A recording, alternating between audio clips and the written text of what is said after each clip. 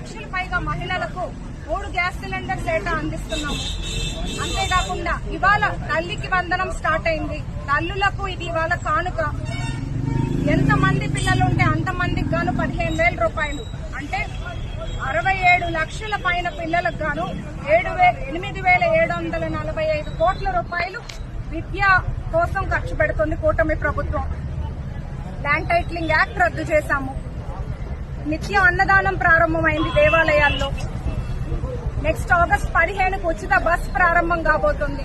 ఇట్లా ఒక్కొక్కటిగా ఎంతటి ఆర్థిక విధ్వంసం ఉన్నా ఇచ్చిన హామీలను ఒక్కొక్కటిగా నెరవేర్చుకుంటూ కూటమి ప్రభుత్వం ఆంధ్ర రాష్ట్ర అభివృద్ధి కోసం ముందుకెళ్తున్నాము, కష్టపడుతుంది. ప్రజలందరూ చూస్తే చాలా సంతోషంగా స్వేచ్ఛగా ఉన్నారు.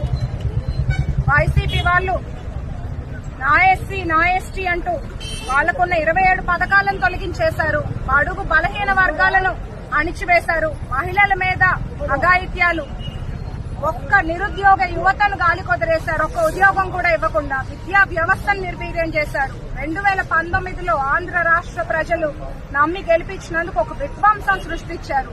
దళితుల్ని చంపి డోర్ డెలివరీ చేశారు. దళిత డాక్టర్ ని రోడ్డు మీద కొట్టి చంపారు, డాక్టర్ సుధాకర్ ని.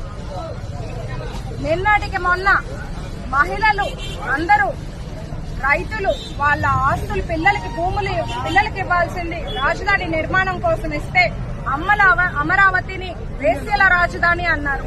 ముమ్మాటికి అమ్మల అమరావతి దేవతల రాజధాని. ఎందుకంటే అక్కడ అమరలింగేశ్వర స్వామి కొలువై ఉన్నారు. అమరావతికి ఒక చరిత్ర ఉంది. శాతవాహనులు పరిపాలించారు.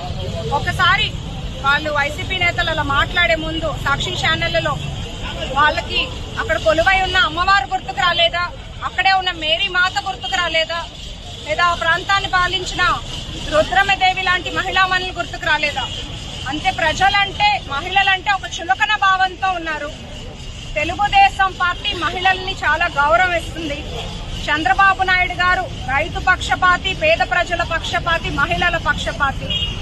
ఎలా అయితే ఒక నినాదంతో సమాజమే దేవాలయం, ప్రజలే దేవుళ్లు అని పార్టీని స్థాపించారో, తెలుగుదేశం పార్టీ ఉన్నంత వరకు సమాజం అంతా ఒక దేవాలయం లాగా చూసుకుంటాము. ఎంతో భద్రత కల్పిస్తాం అందరికీ.